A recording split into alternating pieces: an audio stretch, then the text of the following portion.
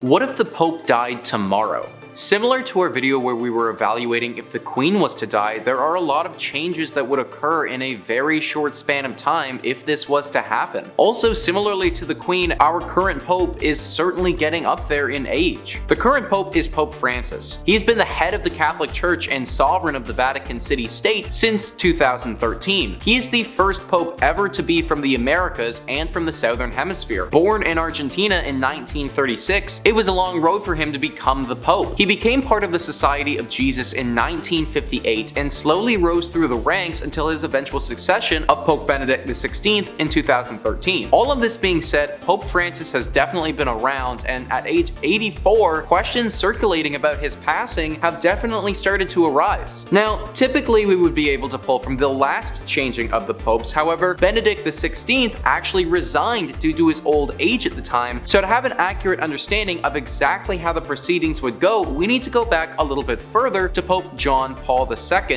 the predecessor to Benedict XVI. Directly following the passing of the Pope, the first person to be notified would be the Camerlengo. Camerlengo is an Italian title of medieval origin, and in Italian the word means chamberlain. It's from the Latin word camerius, which means chamber officer. Basically, Camerlengo is the person who deals with the ongoings of the papal household and administers property and revenue of the Holy See. The current Camerlengo is Cardinal Kevin Farrell, and he was appointed in 2019. Either way, he would be the first individual to learn of the Pope's passing and is responsible to make the official determination of death. There is also a ceremonial thing that he must perform where he will stand over the papal body and call the Pope's baptismal name out 3 times. If there is no response to this from the Pope, then his death is confirmed. After this has taken place, the Camerlengo has a few more clerical duties to attend to. First off, he must make sure that the Pope's body remains almost completely untouched. The Pope will never receive an autopsy. This is forbidden by the Vatican as it is considered to be unnatural. This has led to some interesting theories of the Pope's passing before, considering there will be no way to know for sure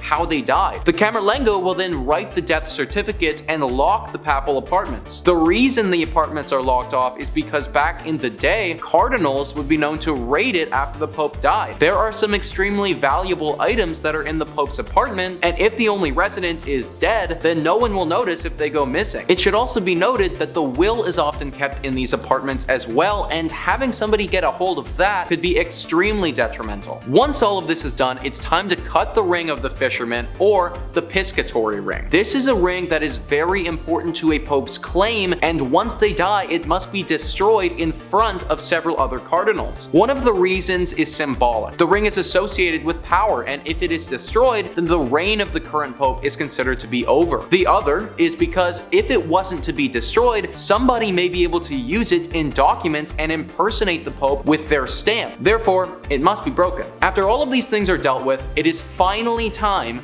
to inform the public. Now, the whole process of who tells who about the incident is a tad bit confusing, so I'm going to quote the website NPR here. When the Pope dies, the prefect of the papal household informs the Camerlengo or chamberlain, who must verify his death in the presence of the papal master of ceremonies. The Camerlengo tells the vicar of Rome of the Pope's death, and the vicar then informs the people of Rome. Meanwhile, the prefect of the papal household tells the dean of the College of Cardinals, who informs the rest of the college, the ambassadors credited to the Holy See, and the heads of nations. So there's a lot of moving parts involved there, but that is how the chain of command would operate with the information process. The funny part about all of this, though, is that the website goes on to say that even though this is the formal procedure, most people would probably hear it leaked first on social media. Next is the funeral, and a pope's funeral is massive. For John Paul II, when he died in 2005, it is estimated that over 4 million people gathered in just Rome to mourn and be present for his funeral. The date of this funeral isn't exact, however, because there is a window that it must fall under. Whenever the pope passes, the funeral must take place between the 4th and the 6th day afterwards. This is tradition and will be organized by the Camerlengo Camerlengo once again. The planning process of this funeral doesn't fall too heavily on the shoulders of the Camerlengo though, because the Pope himself will write exactly how they want their proceedings to go before they die. Therefore, the Camerlengo just follows the instructions left by the late Pope. Even though the funeral will take place between the 4th and 6th day, the mourning process won't finish then. The Pope is meant to be celebrated for 9 straight days following his passing. During this time, there will be no official Pope, and even after the 9 days, it will still take some time before a new one is appointed. And of course, that brings us to the election process of the next Pope. Unlike the Queen and her passing, where we already know the next in line for the throne, when a Pope dies, there's no confirmed successor. This person must be elected by the College of Cardinals. 15 days after the Pope has passed, the College of Cardinals will begin conclave. Conclave in Latin means with a key, and this ties into the electoral process because the College of Cardinals, when they're electing a new Pope, must be locked in the Sistine Chapel with a key. They are allowed to leave after a vote has taken place, but if they do not meet the required majority, they have to repeat this process every day until they do. The reason for this is to avoid any outside influence or pressure. It is also to stop any campaigning from the Cardinals, which is strictly forbidden. As far as the next Pope is concerned, any baptized male can actually be voted in. So if you're a baptized male and they're voting in a Pope, then you actually have a shot. However, it is far more likely that a current cardinal will receive the majority of the votes. Currently, there are 215 members of the College of Cardinals, and any one of them under the age of 80 are eligible to vote on the next Pope. To become elected, one must receive 2/3 of the votes. Anything less than that, and they will need to re-vote the next day. The College of Cardinals will actually give the public a glimpse on how the proceedings are going in a pretty interesting way as well. All of the votes must be written on a piece of paper, and once they are counted, they will be burned. The smoke from this burning process will be shown to the public. If that smoke is black, then that means a new Pope has not been able to be selected yet, and the 2/3 vote was not achieved. But if that smoke is white, then that indicates a Pope has been voted in by the College of Cardinals. The longest that a conclave has gone on for was in the 1300s, when it actually took them 54 days before getting a majority, but typically it won't take that long. Once a decision is reached, the seniors cardinal, Deacon, announces the news in St. Peter's Square to the public, and then the new Pope will come out and address the public for the first time officially. Therefore, if the Pope was to die tomorrow, the Camerlengo, Cardinal Kevin Farrell, would immediately have his hands full. The public most likely wouldn't know about the news for a little while unless social media got a hold of it, and a bunch of proceedings would take place behind closed doors that we would not be privy to. 4 to 6 days from tomorrow, a massive funeral would happen, which millions of people would flock to, and the celebration of the Pope's life would last for 9 days. For a minimum of 15 days, there wouldn't be a Pope, and the duties would fall to all of the cardinals as a whole. Then we would have to wait and see who the College of Cardinals would decide upon, and if you happen to be a baptized male, cross your fingers and hope that it's your lucky day. The Pope has been around for thousands of years, and that's why this process is planned out as perfectly as it is. They've had thousands of years of facilitating the changing of a Pope to develop it. But similarly to the Queen, there would certainly be an adjustment period for the public that would most likely last longer than simply the 9 days that is scheduled. But please let me know in the comments down below what you think about this whole process, and if you happen to have watched the last time a Pope passed and it changed over, do you remember anything from that? I'm born in 1998, so I don't really have any memories of the Pope passing in 2005, but I'd love to hear yours if you do. Also, please make sure to hit that like button, smash the subscribe button. I've been your host, Nicholas Playlog, and I'll catch you next time.